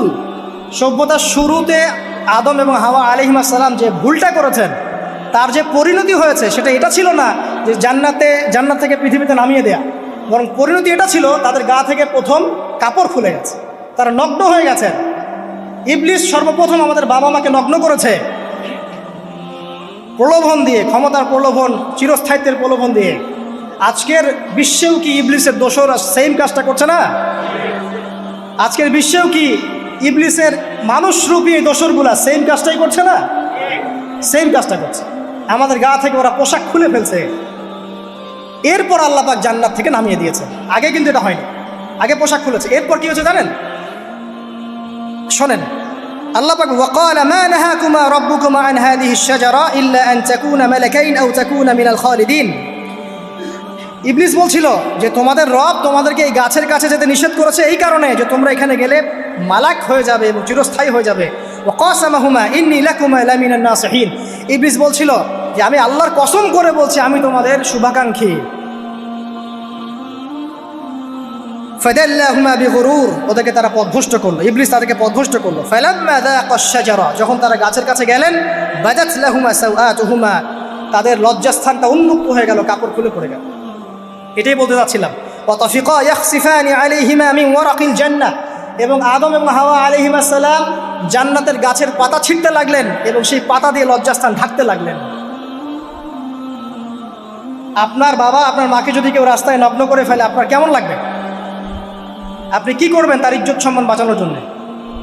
আমাদের পিতা মাতাকে ইবলিস জান্নাতে নগ্ন করে দিয়েছিল এবং আমাদের পিতা মাতা জান্নাতের পাতাগুলো ছিঁড়ে ছিঁড়ে লজ্জাস্থানকে আবৃত করতে শুরু করল। ওয়ানাদাহুমা রাব্বুহুমা, এবং আল্লাহ পাক বলছেন এবার আল্লাহ পাক তাদের দুজনকে ডাকলেন, ডেকে বলে আলাম আনহাকুমা আন তিলকুমা শাজারা, হে আদম এবং হাওয়া তোমাদের দুজনকে কি আমি বলি নাই যে এই গাছের কাছে যাবে না? ওয়াকুল লাকুমা ইন্নাশ শাইতানা লাকুমা আদুউম মুবিন, আমি কি তোমাদেরকে বলি নাই নিশ্চয়ই শয়তান তোমাদের স্পষ্ট প্রকাশ্য শত্রু? ক্বালা, এবার তারা তাদের ভুল বুঝতে পারলেন। আল্লাহ পাকের কত দয়া মানুষের প্রতি দেখেন। ইবলিসও আল্লাহর অবাধ্য ছিল, আল্লাহ পাক তাকে বহিষ্কার করে কাফের বানিয়ে দিয়েছেন, চিরস্থায়ী লানত করেছেন। আমাদের পিতামাতাও ভুল করেছেন, বাট আল্লাহ পাক তাদেরকে চিরস্থায়ী জাহান্নামী করেন নাই। আল্লাহ পাক তাদেরকে দয়া পরবশ হয়ে ক্ষমা করে দিয়েছে। শুধু তাই নয়, আল্লাহ পাক এত মহব্বত করেন আদম সন্তানকে যে তওবা করার যে কালিমাটা, সেই কালিমাটাও আল্লাহ পাক আদম এবং হাওয়াকে শিখিয়ে দিয়েছেন। সুবহানাল্লাহ, কোন কালিমা দিয়ে তওবা করবো, কি পড়বো, এটাও তারা বুঝতে পারছিলেন না। আল্লাহ পাক তখন শিখিয়ে দিয়েছেন। ক্বালা, তারা বলল, রব্বানা, হে আমাদের প্রতিপালক, যালামনা আনফুসানা, আমরা আমাদের উপর জুলুম করেছি নফসের উপরে, ওয়া ইল্লাম তাগফির লানা ওয়া তারহামনা লানাকুনান্না মিনাল খাসিরিন। এই দোয়াটা করলেন আমাদের পিতামাতা, আল্লাহ পাক মাফ করবেন। কিন্তু মাফ করার পরে আর জান্নাতে থাকা হলো? এই পৃথিবীতে নামিয়ে দেওয়া। পৃথিবীতে নামিয়ে দেওয়ার পরে একটা হায়াত দেওয়া হলো, কারো 50, 60, 70, 100, 200, 500, 1000 ইত্যাদি, এবং আল্লাহর পক্ষ থেকে ঐশী গ্রন্থ পাঠানো হলো, কখনো তাওরাত, কখনো জাবুর, কখনো ইনজিল ইত্যাদি, কখনো কোরআন। শর্ত দেওয়া হলো যারা আল্লাহ পাকের এই ঐশী গ্রন্থগুলো মেনে চলবে তারা ইনশাআল্লাহ আবার মৃত্যুর পর সেই জান্নাতে ফিরে যাবে যেখান থেকে তারা বহিষ্কৃত হয়েছে। আর যে বা যারাই আল্লাহ পাকের এই আয়াত, নিদর্শন এবং ঐশী গ্রন্থগুলোকে অস্বীকার করবে, এটাকে মিথ্যা প্রতিপন্ন করবে, আল্লাহ পাক এদের সবাইকে দিয়ে জাহান্নাম পূর্ণ করবে ইনশাআল্লাহ। আল্লাহ পাক এটাও বলেছেন যে আল্লাহ পাক ওয়ালাকাদ যারানা লিজাহান্নামা কাসীরাম মিনাল জিন্নি ওয়াল ইনস, আল্লাহ পাক বহু মানুষ আর জিনকে দিয়ে জাহান্নাম পূর্ণ করবেন। কারণ এই দুই জাতিকে পাঠানো হয়েছিল পৃথিবীতে শুধু আল্লাহর ইবাদত করার জন্য। ওমা খালাকুল জিন্না ওয়াল ইনসা ইল্লা লিয়াবুদুন, এরা সেটা করে নাই। এই কারণে আল্লাহ পাক হাদিসের মধ্যে জানিয়েছেন প্রতি 1000-999 জন মানুষকে আল্লাহ পাক জাহান্নামে পাঠিয়ে দেবেন, তবে বেশিরভাগ জান্নাতি হবে এই উম্মতে মুহাম্মাদের মধ্যে। এবার শোনেন, আমাদের পিতামাতার এই পরিণতির পর আল্লাহ পাক যখন আমাদেরকে পৃথিবীতে পাঠালেন, আল্লাহ পাক আমাদেরকে নগ্ন করে পৃথিবীতে রাখেন নাই। সুবহানাল্লাহ, আল্লাহ পাক আসমান থেকে লিবাস পাঠিয়েছেন। এই যে সমাজ বিজ্ঞানের বইগুলোতে লেখা আছে না, মানুষ আগে নগ্ন ছিল, গাছের ছালপাতা পরে থাকতো, তারপরে বন্যপ্রাণী শিকার করতো, গুহায় গুহায় থাকতো, বোগাস, মিথ্যা, বাজে কথাগুলো, একদম টোটাল মিথ্যা কথাগুলো। আল্লাহ রাব্বুল আলামিন সভ্যতা শুরু করেছেন নবী দ্বারা, সভ্যতা শেষও করবেন নবী দ্বারা। প্রত্যেক যুগে যুগে সভ্যতার ধারক এবং বাহক ছিলেন নবীগণ। আর আদম আলাইহিস সালাম পৃথিবীতে আসার পর নগ্ন হয়ে থাকেন নাই, আল্লাহ পাক আসমান থেকে লেবাস পাঠিয়েছিলেন। সুবহানাল্লাহ, আল্লাহ পাক আমাদেরকে নগ্ন করে রাখেন নাই। এবার দেখেন আল্লাহ পাক কি বলছেন, ইয়া বানি আদম, আচ্ছা আসেন, ইয়া বানি আদম, হে বনু আদম, কাদেরকে বলছেন? আমাদেরকে। কদ আনজালনা আলাইকুম লিবাসান ইউআরি সাওআতিকুম ওয়া রিশা, হে বনু আদম, আমি তোমাদেরকে নগ্ন ছেড়ে দিচ্ছি না, আমি তোমাদের জন্য লেবাস আর পোশাক পাঠাচ্ছি, যেই পোশাক দিয়ে তোমরা তোমাদের লজ্জাস্থানকে আবৃত করবে এবং সৌন্দর্য বর্ধন করবে। এটা করছি না আমরা এখন? আচ্ছা, ওয়া লিবাসুত তাকওয়া যালিকা খায়র, আর তাকওয়ার লেবাস, তাকওয়ার পোশাকটা হচ্ছে সবচেয়ে উত্তম। যেমন দেখেন আমাদের সতর কি এই নাভির উপর থেকে হাঁটুর নিচ পর্যন্ত না, তাই বলি কি আমরা সবাই এভাবেই ঘুরি? এটা সর্বনিম্ন একটা স্কেল, তাই না? এর উপর আপনি জুব্বা পরছেন, পাগড়ি পরছেন, টুপি পরছেন, বা আপনি হয়তো আরও ঢিলেঢালা কোনো পোশাক পরছেন, এই পোশাকটাকে বলা হচ্ছে তাকওয়ার পোশাক। ওয়া লিবাসুত তাকওয়া যালিকা খায়র, এটা আরও উত্তম। একজন মেয়ের, অনেক আলেম বলছেন যে চোখ, এই চোখটুকু ঢেকে বের করে দেখা যাবে, বলছে না? অনেকে বলেছেন কি না? কিন্তু এটাও যদি কেউ সামনে জিলবাব দিয়ে ঢেকে রাখে তাহলে কি উত্তম নয়? পর্দার ক্ষেত্রে উত্তম নয়? তো লিবাসুত তাকওয়া যালিকা খায়র, তাকওয়ার যে পোশাক সেটা আরও উত্তম বেশি। নর্মালি তো পোশাক দিয়েছি, তাকওয়ার পোশাক সবচেয়ে উত্তম বেশি। আল্লাহ পাকের একটা সতর্কবাণী শুনে নেবার, যালিকা মিন আয়াতিল্লাহ, এই পোশাকটা আল্লাহ পাকের নিদর্শন। পোশাকটা কি? আল্লাহ পাকের নিদর্শন। লাআল্লাকুম ইয়াযাক্কারুন, যাতে করে তোমরা স্মরণ করতে পারো। কি স্মরণ করব? ওই যে আমাদের পিতামাতাকে নগ্ন করে দিয়েছে ইবলিস, এটা মনে রাখতে পারো তোমরা, এটা আল্লাহ পাকের নিদর্শন। ইয়া বানি আদম, হে বনু আদম, লা ইয়াফতিনান্নাকুমুশ শাইতান। এবার শোনেন, আল্লাহ পাক আমাদেরকে বলছেন, হে বনু আদম, লা ইয়াফতিনান্নাকুমুশ শাইতান, শয়তান যেন আবার তোমাদেরকে ফিতনায় ফেলতে না পারে। পৃথিবীতে তোমরা থাকবে, শয়তানের বহু দোসর তোমাদের সামনে থাকবে, ডানে বামে, যে ডান থেকে আসবে, বাম থেকে আসবে, হ্যাঁ, সামন পিছন থেকে আসবে, মিডিয়ার মধ্যে দিয়ে তোমাদের ঘরে ঘরে ঢুকে যাবে শয়তানের দোসর। লা ইয়াফতিনান্নাকুমুশ শাইতান, শয়তানের দোসররা যেন তোমাদেরকে ফিতনায় ফেলতে না পারে। কে বলছেন? আল্লাহ পাক বলছেন। কিরকম ফিতনা? কামা আখরাজা আবাওয়াইকুম মিনাল জান্নাহ, ঠিক যেভাবে শয়তান তোমাদের পিতা মাতাকে জান্নাত থেকে বের করে দিয়েছিল, ওই রকম ফিতনায় যেন ফেলতে না পারে। ঠিক আছে? ওয়ায়ানজিউ আনহুমা লিবাসাহুমা, এবং শয়তান তোমাদের পিতা মাতার লেবাস খুলে ফেলেছিল, নগ্ন করে দিয়েছিল, নগ্নতা, বেহায়াপন, অশ্লীলতা শিখিয়েছিল, ওই দিকে ধাবিত করতে চেয়েছিল। শয়তানের দোসররা যেন এটা করতে তোমাদের সাথে না পারে, সতর্ক থাকবে। লিউরিয়াহুমা সাওআতিহিমা, যাতে করে তোমাদের লজ্জাস্থানটা উন্মুক্ত হয়ে যায়। ইন্নাহু ইয়ারাকুম, নিশ্চয় শয়তান তোমাদের সবাইকে দেখতে পায়। হুয়া ওয়া কাবিলুহু, সে এবং তার পুরো কবিলার লোকজন, মিন হাইসু লা তারাউনাহুম, এমন জায়গা থেকে যে জায়গা তোমরা দেখতে পারো। আর শয়তান এবং তার অনুসারী যারা আছে, হোক মানুষ আর জিন, তারা তোমাদেরকে দেখতে পারে এমন জায়গা থেকে যা তোমরা দেখো না। আমরা যারা এই বিশ্বে আছি, আমরা সবাই এখন খেলার পুতুলের মতো খেলছি। যারা নিয়ন্ত্রণ করে বিশ্ব, এদেরকে কেউ দেখতে পারে না, এরা মানুষ শয়তান। কথা বুঝতে পারছেন? আর এমনি জিন শয়তান যারা আছে, এদেরকে তো আমরা দেখতে পারি না, অনেক দূর থেকে তারা আমাদেরকে দেখতে পারে। আল্লাহ পাক সতর্ক করছেন এটা। ইন্না জাআলনা আশ-শায়াতিন আউলিয়া লিল্লাযিনা লা ইউমিনুন, শোনেন, নিশ্চয়ই যারা আমার প্রতি ঈমান আনে না বা আমার অবাধ্য হয়, আমার আদেশ মানে না, তাদের সাথে আমি শয়তানকে বন্ধু বানিয়ে দিয়েছি। এবার বুঝলেন কেন বললাম এরা মানুষ শয়তান? বিকজ এদেরকে আল্লাহ পাক শয়তানের বন্ধু বানিয়ে দিয়েছেন। এটা শয়তানের বন্ধু। অন্য সূরায় আছে, শয়তান, জিন শয়তান মানুষ শয়তানকে ওহী করে। জিন শয়তান মানুষ শয়তানের মাথায় এসব বুদ্ধি ঢালে। শয়তানি বুদ্ধিগুলো শয়তান মানুষের মাথায় ঢালে, মানে মানুষ মাথাটা আগে সে রিড করেছে কাকে কোন দিক দিয়ে রিসিভ করা যাবে। ঠিক আছে? আচ্ছা, এরপরে আরও আল্লাহ পাক বলছে, ওয়াইদা ফাআলু ফাহিশাতান, তারা যখন কোনো ফাহেসা কাজ করে, নোংরা বেহায়ার মতো কাজ করে, ক্বালু, তারা বলে, ওয়াজাদনা আলাইহি আবানা, এরকম করেই আমরা আমাদের পিতা মাতাদেরকে পেয়েছি। মানে যুগ যুগ ধরে এই সংস্কৃতি চলে আসছে, নগ্নতার সংস্কৃতি, বলে না? কথা বুঝতে পারছেন না? এই কথাই তারা বলে, যেটা কোরআনে আছে। আল্লাহ পাক বলছেন, ক্বালু ওয়াজাদনা আলাইহি আবানা, তারা বলে আমাদের পিতৃপুরুষদেরকে আমরা 1000 বছর থেকে দেখেছি এইভাবেই ড্রেস আপ করতে, এমনি ব্লাউজ ছাড়া শাড়ি পরতে দেখেছি, আমরা এমনি দেখেছি পেট বের করে চলতে, এমনি দেখেছি এই শর্ট কামিজ পরে চলতে, নগ্ন হয়ে চলতে। এখন তো বিকিনি সংস্কৃতি আসে, এবং এটা মুভমেন্ট চলছে, মানে মানুষের দেহ থেকে কাপড় খুলে ফেলার মুভমেন্ট, আন্দোলন শুরু হচ্ছে। ঠিক আছে? এবং দোহাই হচ্ছে আমরা 1000 বছর থেকে এমনিই চলছে। এই যে আল্লাহ পাক বলছেন, ক্বালু ওয়াজাদনা আলাইহি আবানা, আমরা এর উপরে আমাদের পিতা মাতাদেরকে পেয়েছি। ওয়াল্লাহু আমারানা বিহা, এরা আরো বলে আল্লাহ আমাদেরকে এই আদেশ করেছেন। নাউযুবিল্লাহ। আল্লাহ বলছেন, আল্লাহ পাকের আদেশ কি? কুল ইন্নাল্লাহা লা ইয়া'মুরু বিল ফাহশা, নিঃসন্দেহে আল্লাহ পাক কোনো ফাহেসা কাজের আদেশ করতেই পারেন না। পারেন? নিঃসন্দেহে আল্লাহ পাক কোনো ফাহেসা, বেলাল্লাপনা, বেহায়ার মতো কোনো আদেশ, বেহায়াপনার কোনো কাজের আদেশ করতে পারেন না। আতাকুলুনা আলাল্লাহি মা লা তা'লামুন, তোমরা কি আল্লাহ সম্পর্কে এমন কথা বলছো যেই কথা তোমরা জানো না? এই পর্যন্ত থাক। এবার আসেন বাস্তবতায় আসেন। এতটুকু যে আমরা হিস্ট্রির সূচনার কথাগুলো বললাম, এখানে আপনারা কিন্তু প্রথম একটা দলিল পেলেন মানুষের দেহ থেকে পোশাক খুলে ফেলে। এরপর আমি পুরো কোরআনটা ঘাটার চেষ্টা করেছি।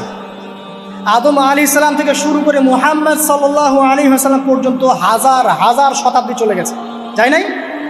হাজার হাজার বছর চলে গেছে, বহু জাতি এসেছে, বহু জাতি চলেও গেছে। আমরা কি প্রথম জাতি নাকি? এর আগে কত জাতি পৃথিবীতে এসেছে, চলেও গেছে, গেছে না?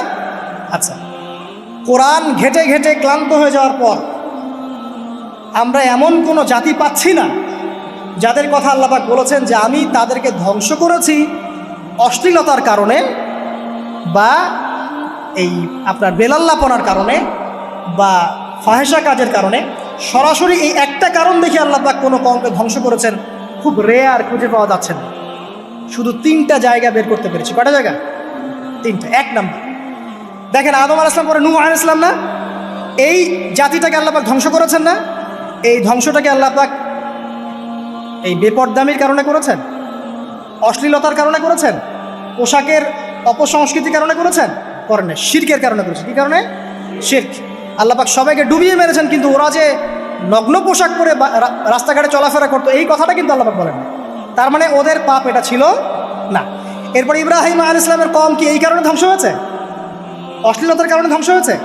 বেহায়াপনার কারণে ধ্বংস হয়েছে? নগ্নতার সংস্কৃতির অপচর্চার কারণে ধ্বংস হয়েছে? না, শিরকের কারণে। আদ জাতি এই কারণে না, সামুদ জাতি এই কারণে না। একটা জাতি পাওয়া যায়, তার নাম কওমে লূত। কি নাম? কওমে লূত। এই লূত কওম ছিল সমকামী। তারা মেয়েদের সাথে বিবাহ বন্ধনে আবদ্ধ হতো না, বরং ছেলেদের ছেলে ছেলে জেনা করতো না। এই একটা জাতি পাচ্ছি ইতিহাসে যারা অশ্লীলতার কারণে, ফাহেসা কাজের কারণে, সমকামিতার কারণে, নোংরামির কারণে আল্লাহ পাক পুরো উপরে উঠিয়ে নিচে নামিয়ে ধসিয়ে দিয়েছে। এই একটা জাতি পেলাম। আরেকটা জাতি পাওয়া যায়, তার নাম হচ্ছে বানু ইসরাইল। কি নাম? বানু ইসরাইল। আল্লাহ রাসূল সাল্লাল্লাহু আলাইহি ওয়াসাল্লাম বলছেন যে তোমরা দুনিয়া থেকে বেঁচে থাকো এবং নারীর ফিতনা থেকে বেঁচে থাকো। কারণ বানু ইসরাইল মানে মূসা আলাইহিস সালামের যে কওম ছিল, এই কওমের মধ্যে প্রথম ফিতনা দেখা দিয়েছিল মেয়েদের ব্যাপারে।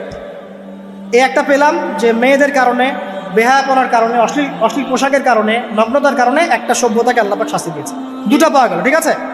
1, 2, একটা লূত, একটা হচ্ছে বানু ইসরাইল, ঠিক আছে? আর একটা পাওয়া যায় এটা জোর করে, সেটা হলো নবী মুহাম্মদ সাল্লাল্লাহু আলাইহি ওয়াসাল্লাম নবী হওয়ার ঠিক আগের সময়টা, যেটাকে আমরা কি বলি আইয়ামে জাহিলিয়াত।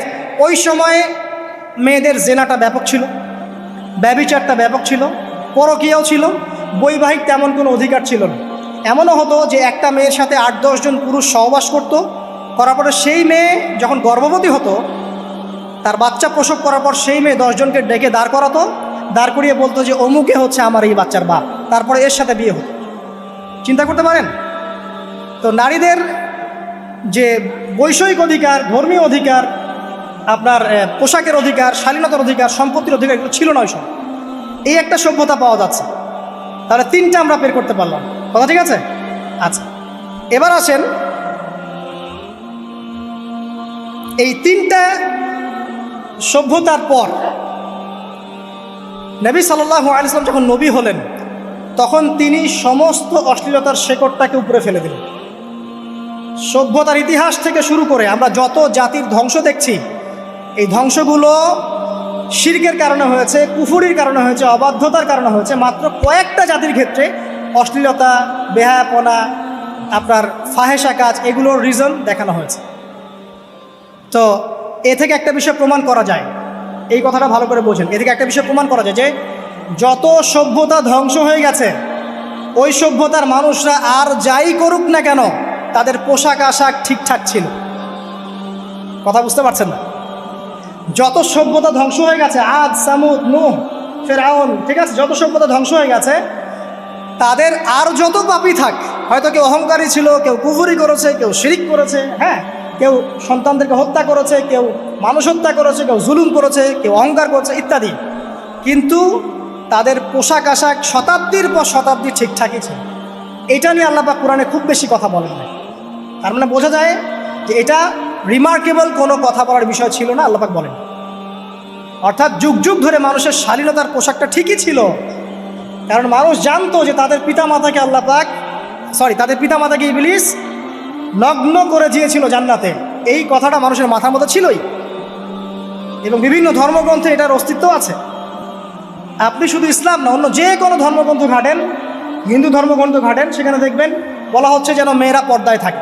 দেখেন, পরে দেখেন, বেদের মধ্যে এটা আছে, আমি গতকালকেও স্টাডি করেছি। এবং খ্রিস্টান ধর্মগ্রন্থ পড়েন, সেখানে দেখবেন লেখা আছে, ওদের যে নিউ টেস্টামেন্টে আছে, দেখবেন যে যারা মাথার চুল দেখিয়ে বেড়ায় তাদের শাস্তির কথা বলা হয় যে চুল যেন কেটে দেওয়া। ওদের ধর্মগ্রন্থে আছে। যারা জিউস, যারা পুরো বিশ্বে মুসলিম থেকে অত্যাচার করে থাকে, এদের ধর্মগ্রন্থেও পর্যন্ত আছে যে যখন ইসহাক আসছিলেন, একজন নারী জিজ্ঞাসা করলেন কে আসছেন, তার ভৃত্য বললেন যে আমার প্রভু আসছেন। তখন তিনি নেমে নিজে একটা ঢিলেঢালা পোশাক করলেন, তারপর সামনে গেলেন। শুধুমাত্র ইসলাম ধর্মে নয়, যত ধর্ম চলে গেছে পৃথিবীতে, সমস্ত ধর্মের মধ্যেই নারীদের শালীন পোশাকের কথাটা বর্ণিত আছে এখন পর্যন্ত। তার মানে যারা এখন অশালীন বিষয়ের দিকে মানুষকে ধাবিত করতে চায়, এদের আসলে কোনো ধর্ম নাই। ধর্মের সাথে এদের কোনো সম্পর্ক আসলে না। আর আমরা কিন্তু কথা বলছি ধর্মের বেসিসে, হোক সেটা হিন্দুইজম বা খ্রিস্টানিজম বা জিউডিজম বা ইসলাম, আমরা ধর্মের বেসে কথা বলছি। এখন যদি কেউ বলে ধর্মতাত্ত্বিক কথাবার্তা দিয়ে এসবে দলিল দিবেন না, তাহলে তার সাথে একটা ডিবেট হবে আল্লাহ আছেন কি নাই। যদি আমরা ডিবেটে জয়লাভ করি হ্যাঁ আল্লাহ বলে একজন আছেন, তাহলে আল্লাহ পাকের বিধান কোনটা, এখন চলমান সর্বশেষ বিধান কোনটা, এটাতে আসতে হবে ডিবেট। ডিবেট 1 আল্লাহ আছে কি নাই, ডিবেট 2 আল্লাহ পাকের সর্বশেষ ধর্মগ্রন্থ কোনটা। এই তো, এই দুইটাতে আমরা যদি জয়লাভ করি, এবং ইনশাল্লাহ আমরা সেটা করবো, এটাতে আমাদের কেউ ঠেকাতে পারবেন ইনশাল্লাহ, এটাই সত্য, তাহলে মানুষের উপর ওয়াজিব হয়ে যাবে এটার উপর আমল করা। এখন আমরা এর বেসিসে দেখবো কোনটা ঠিক কোনটা বেঠিক, তাই না, কোনটা সত্য কোনটা মিথ্যা, কোনটা ন্যায় কোনটাও নাই, তখন আমরা এর বেসিসে দেখবো, অন্য কোনো ভিত্তির বেসিসে দেখবো। এখানে চেতনা, যুগ যুগ ধরে চলে আসা সংস্কৃতি, আমাদের বাপদাদা দোহাই, এইসব ইস্যু টানা যাবে না। বেস হবে কি কোরআন এবং সুন্নাহ, এবং অন্যান্য ধর্মগ্রন্থগুলো যদি ওটাতে রাজি থাকে ওটাতেও, কারণ প্রত্যেকটা ধর্মগ্রন্থেই বলা আছে শালীনতার কথা, লম্বা ঢিলেঢালা পোশাকের কথা, হোক সেটা হিন্দুইজম বা খ্রিস্টানিজম বা জিউডিজম। পরে দেখেন, না থাকলে আমার কাছে আসেন, প্রতিটা ধর্মগ্রন্থে এটা কথা লেখা আছে। এবার আসেন, সর্বশেষ নবী মুহাম্মদ সাল্লাল্লাহু আলাইহি ওয়াসাল্লাম যখন নবী হন, আরবের ওই চিত্রটা, জেনা, ব্যভিচার, পরকীয়া, অশ্লীলতা, এটাকে সমূলে উপড়ে ফেলে দেন 23 বছরের মধ্যে। 23 বছরের নববী জীবনের পরে সেখানে কোনো জেনা আছে, কোনো বেপরদামি আছে, কোনো ব্যভিচার আছে, কোনো সুদ আছে, কোনো শিরক আছে, কোনো মাদক আছে, যেগুলো আছে খুবই অল্প, যেটা আছে সেটা কি খুবই অল্প, এটা কিন্তু ধরা যায় না। 2-1টা অ্যাক্সিডেন্ট হতেই পারে। সাহাবীদের যুগেও নামাজ পড়তে গিয়ে কোনো একজন দেখা গেছে অ্যাক্সিডেন্ট হয়ে গেছে, জেনা হয়ে গেছে, এটা তো রেয়ার ঘটনা। এক্সেপশনাল সামথিং কি এক্সাম্পল হতে পারে? যেটা কমন সেটা হচ্ছে এক্সাম্পল। মানে আপনি বলবেন যে মেয়েদের শালীনতার কথা এবং এর কারণে ধর্ষণের সংখ্যা বৃদ্ধি হচ্ছে, এই কথা আপনি যখন বলবেন, কিছু মানুষ আপনাকে বলবে যে তাহলে বোরখাওয়ালা মেয়ে কেন ধর্ষিত হচ্ছে, তাহলে বাচ্চা কেন ধর্ষিত হচ্ছে। আপনাকে বলছি পরিসংখ্যানটা কতটুকু, কেন হচ্ছে সেটা আমরা জবাব দিব। আগে বলছি পরিসংখ্যান কতটুকু। যারা বেপর্দায় চলছে এদের হ্যারাসমেন্টের পরিসংখ্যানটা বেশি না বোরখাওয়ালা মেয়ের পরিসংখ্যানটা বেশি? বলেন। যারা বেহায়ার মতো চলছে, বেপর্দায় চলছে, এদের পরিসংখ্যানটা বেশি নাকি শিশু অ্যাবিউজিংয়ের পরিসংখ্যানটা বেশি? তাহলে মূল যে জায়গাটা, ওইখানে আগে ফোকাস করতে হবে, তারপরে আমরা গৌণ জায়গায় যাব। এবং এই জায়গাটাতে আমরা দলিল বা প্রমাণ হিসেবে পেশ করব মানুষের রুচিবোধের পরিবর্তন, মানসিকতার পরিবর্তন এবং পাশবিক একটা প্রবৃত্তির দাসত্ব। এটা কীভাবে হচ্ছে? এটা পর্নোগ্রাফির কারণে হচ্ছে, এটা পর্নোগ্রাফির কারণে হচ্ছে, মিডিয়ার কারণে হচ্ছে, অবাধ ফ্রি মিক্সিংয়ের কারণে হচ্ছে, যৌন সুরসুরির কারণে হচ্ছে, এবং যৌনতাকে সহজলভ্য করে দেওয়ার কারণে এই দুর্ঘটনাগুলো ঘটছে। আচ্ছা, আগে আমি আমার পয়েন্টে আসি। নবী সাল্লাল্লাহু আলাইহি ওয়াসাল্লাম যখন এটার শিকড়টা উপরে ফেলে দিলেন, তখন কিন্তু মক্কা, মদিনা, পুরো জাজিরাতুল আরবে আর কোনো বেহায়াপনার কোনো শিকড় থাকলো না। আল্লাহ পাক কীভাবে এটা করলেন? পুরো হিস্ট্রির ইতিহাস টেনে দিয়ে আল্লাহ পাক কয়েকটা আদেশ নাজিল করলেন। সেই আদেশটা কোরআন এবং সুন্নাহে আছে। আল্লাহ পাক প্রথমে ছেলেদেরকে বললেন, শোনো, সূরা নূর 30 নম্বর আয়াত, আল্লাহ পাক ছেলেদেরকে বললেন, তোমরা তোমাদের চোখ নিচু রাখো, এটা আমাদের দায়িত্ব। প্রত্যেকটা ছেলের দায়িত্ব, বেগানা মেয়েকে দেখলে চোখটা কী করবে? নিচু করবে, সিম্পল। তাহলে আপনি সিডিউসড হবেন, এক কথা। 2 নাম্বার, আল্লাহ পাক আমাদেরকে বললেন তোমরা তোমাদের লজ্জাস্থানকে হেফাজত করো। কাদেরকে? আমাদেরকে, মানে ছেলেদেরকে। প্রথমে আল্লাহ পাক ছেলেদেরকে বললেন চোখ নিচু করে রাখো, লজ্জাস্থানের হেফাজত করো। ঠিক আছে? সূরা বানী ইসরাঈল আল্লাহ পাক বললেন জেনার ধারের কাছেও যেও না, ধারের কাছেও যেও না। আল্লাহ পাক আরও বললেন যদি কেউ জেনা করে ফেলে সূরা নূরে, তাহলে তাকে 100টা বেত্রাঘাত করতে হবে। কয়টা? 100টা, এবং 1 বছরের জন্য তাকে বহিষ্কার করতে হবে। আল্লাহ পাক শাস্তিও দিলেন, শুধু তাত্ত্বিক বিধান দেন নাই, শাস্তিও দিয়েছেন। কারণ শুধু তাত্ত্বিক বিধান দিয়ে হবে? আমি যদি ওয়াজ করে বেড়াই ভাই মদ খায়েন না, মদ খায়েন না, কোনো শাস্তি না অ্যাপ্লাই করি, তাহলে কি মদ ছাড়বে মানুষ? আমরা যদি বলি হত্যা করা মহাপাপ, মহাপাপ, দুর্নীতি করা মহাপাপ, মানুষ দুর্নীতি ছাড়বে? ছাড়বে না, যতক্ষণ না শাস্তি নিশ্চিত করা যাচ্ছে। আল্লাহ পাক তাত্ত্বিক কথা শুধু বললেন না, শাস্তিও নিশ্চিত করলেন। তারপর আল্লাহ পাক আরও বললেন যদি বিবাহিত কোনো ব্যক্তি ব্যভিচার করে তাহলে তাকে রজম করতে হবে, মাটিতে পুঁতে তাকে পাথর নিক্ষেপ করে হত্যা করে ফেলবে। ঠিক আছে? শাস্তি। এরপরে দেখেন আল্লাহ পাক মেয়েদেরকে বলছেন, এবার মেয়েদেরকে বলছেন তোমরা মূলত ঘরে থাকো, যদি বাইরের পরিবেশ তোমাদের অনুকূলে না থাকে তোমরা ঘরে অবস্থান করো। ওয়াকরনা ফি বুয়ুতিকুন্না ওয়ালা তাবাররুজনা তাবাররুজাল জাহিলিয়াতিল উলা, তোমরা মূলত ঘরে থাকো। জাহিলি যুগে মেয়েরা যেভাবে নিজেদেরকে প্রদর্শন করে বেড়াতো এই কাজটা তোমরা করো না। যদি করো তাহলে সমাজে বেহায়াপনা ফায়সা বেড়ে যাবে, তোমরা নিজেরাই ক্ষতিগ্রস্ত হবে, যেটা ওরা হচ্ছে এখন। আচ্ছা, এরপর আল্লাহ পাক আরও বললেন হে নবী আপনি আপনার স্ত্রী এবং মুমিন নারীদেরকে বলেন তারা যদি বাহিরে যায় যেন জিলবাব দিয়ে তাদের পুরো বক্ষদেশটাকে ঢেকে নেয়। তাহলে পোশাকের সংস্কৃতির শেকড় কোত্থেকে শিখবো? আমি কোত্থেকে শিখবো? আল্লাহ পাক কর্তৃক নাজিলকৃত সর্বশেষ ঐশী গ্রন্থ থেকে শিখবো নাকি? যে বইয়ের মধ্যে কোনো ভুল নাই সেটাই তো আমার শেখার মাধ্যম হবে নাকি? নাকি যে দর্শনে 1000টা ভুল সেটা শিখবো আমি? আল্লাহ পাক এখানে বলছেন মুমিন নারীদেরকে বলো বাইরে গেলে পরে তারা যেন জিলবাব দিয়ে কাপড় দিয়ে সুন্দর করে বক্ষদেশ সেগুলো ঢেকে রাখে। বোরখার কথা এখানে নাই শব্দে। ঠিক আছে? ঢেকে রাখা ঢিলেঢালা পোশাকের কথা এসেছে।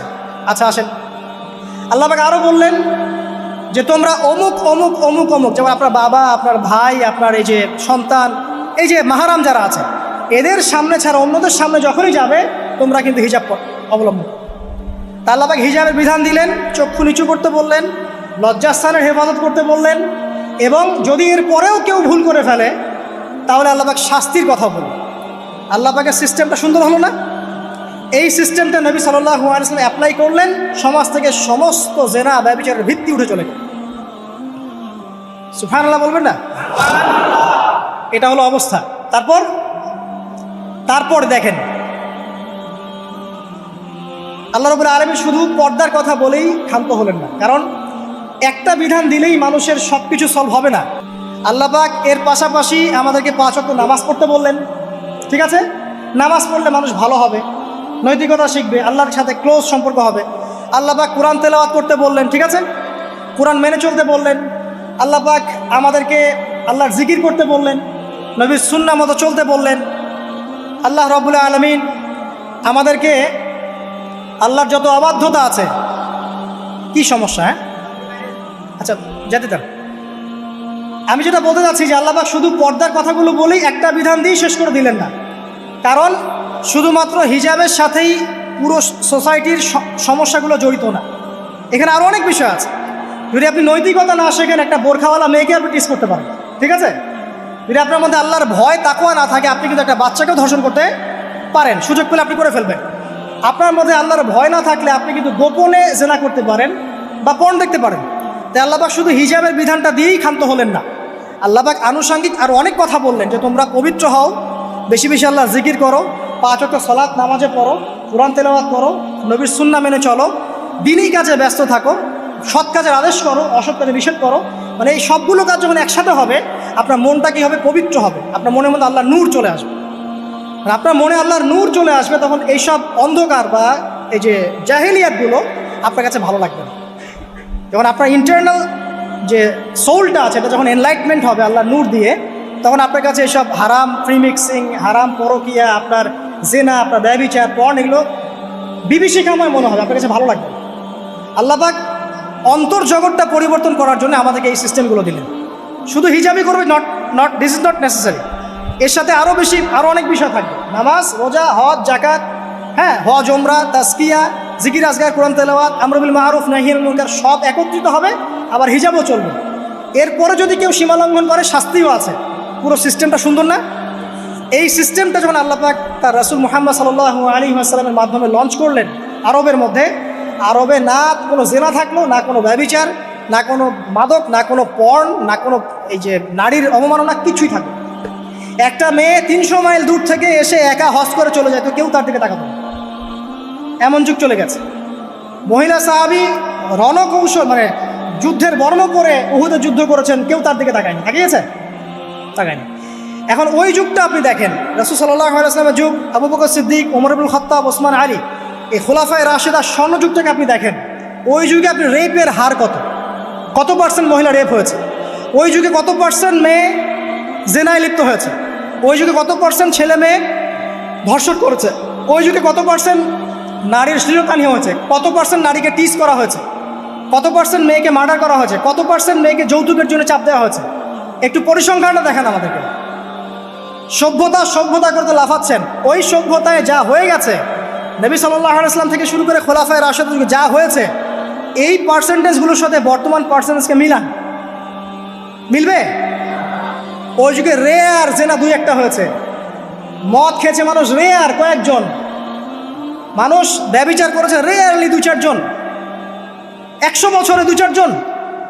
ওই যুগে দেখবেন মানুষ পরকীয়ার নামই জানতো না, সমকামিতা কী জিনিস মানুষ জানতোই না, শর্ট পোশাক বিকিনি সংস্কৃতি কি মানুষ জানতো না, ঠিক আছে? আনকভার ইউ এই যে মুভমেন্ট চলছে, এগুলোর মানে কি মানুষ জানতো না। জানতো? ওই যুগে কি মুসলিমরা পিছিয়ে ছিল? জ্ঞান বলেন, বিজ্ঞান বলেন, অর্থনীতি বলেন, রাজনীতি বলেন, সমরনীতি বলেন, অস্ত্রশস্ত্র বলেন, কোনো সেক্টরে কি মুসলিমরা তখন পিছিয়ে ছিল কি না? উত্তর দেন, পিছিয়ে ছিল না। তাহলে স্বর্ণযুগ আমরা কোনটাকে বলবো? এই বর্তমান দাজ্জালীয় সভ্যতাকে স্বর্ণযুগ বলবো, নাকি খোলাফায়ে রাশেদার এবং নবী সাল্লাল্লাহু আলাইহি ওয়াসাল্লাম রেখে যাওয়া যুগটাকে স্বর্ণযুগ বলবো? তাহলে ওই যুগ যদি স্বর্ণযুগ হয়, তাহলে ওই যুগের সুন্নাহ এ যুগে অ্যাপ্লাই করতে হবে না? তাহলে ওই যুগের সমস্যা যেমন দূর হয়েছে, এই যুগের সমস্যা দূর হবে না? এই সহজ বাংলা কথাটা বললে কি আমরা মৌলবাদী হয়ে যাব? এই সহজ বাংলা কথা বুঝতে গিয়ে কি আমি ধর্মান্ধ হয়ে যাব, ব্যাকডেটেড হয়ে যাব? এই কথাটা আমরা বলতে এখন সাহস পাই না। কি কারণ? সভ্যতার ইতিহাস ঘেটে দেখেন, ওই সভ্যতাই ছিল জ্ঞানে, শিল্পে, অস্ত্রে, প্রযুক্তিতে, অর্থনীতিতে মুসলিমরা একদম স্বর্ণ শিখরে। কোনো একজন মুসলিমকে হত্যা করার কেউ সাহস করেছিল? একজন মুসলিম নারীকে ধর্ষণ করার কেউ সাহস করেছে? একজন মুসলিম শিশুকে কেউ বোম মেরে হত্যা করেছিল? আজকে বিশ্বের দিকে আপনি তাকিয়ে দেখেন, শত নারী ধর্ষিত হচ্ছে, শত বোমা মেরে আমাদের বাচ্চাদেরকে হত্যা করা হচ্ছে, মুসলিমদেরকে পুরো ডমিনেট করা হচ্ছে। আজকে রাজনৈতিক নিয়ন্ত্রণ, অর্থনৈতিক নিয়ন্ত্রণ, পলিটিক্যাল, আপনার সোশ্যাল মিডিয়া, প্রযুক্তি যা আছে সব নিয়ন্ত্রণ পশ্চিমাদের হাতে, সমস্ত নিয়ন্ত্রণ ধরে হাতে। এই যে পালাবদল হলো সময়ে, এটা কেন হলো? বিকজ 1 নাম্বার ইস্যু হচ্ছে আমরা কোরআন এবং সুন্নাহ থেকে দূরে সরে আসছি। 2 নাম্বার আমরা শয়তানের সেই ধোকায় পড়ে গেছে, যে ধোকা থেকে আমরা বেরোতে পারিনি। আল্লাহ পাক সতর্ক থাকতে বলেছিলেন। 3 নাম্বার আমরা ইলম চর্চা ছেড়ে দিয়েছি। 4 নাম্বার হক কথা বলাও ছেড়ে দিয়েছি। 5 নাম্বার সৎ কাজের আদেশ, অসৎ কাজের নিষেধ ঠিকঠাক মতো হচ্ছে না। 6 নাম্বার দেখেন আমরা জানি যারা আমল ঠিক মতো করছি না। 7 নাম্বার আমরা বক ধার্মিক হয়েছে, বক ধার্মিক, খালি নামাজ, রোজা, হজ, যাকাত আর তসবির মধ্যে ইসলাম, বাকি কোনো জায়গায় ইসলাম নাই, কোনো জায়গায় ইসলাম নাই। সমস্যা এগুলা দেখবেন, পরিবারের কাঠামো ভেঙে যাচ্ছে। আমরা কোরআন সুন্নাহকে হাতে নিয়ে ওয়ার্ল্ডকে চ্যালেঞ্জ করতে পারি নাই, ডিল করতে পারি নাই।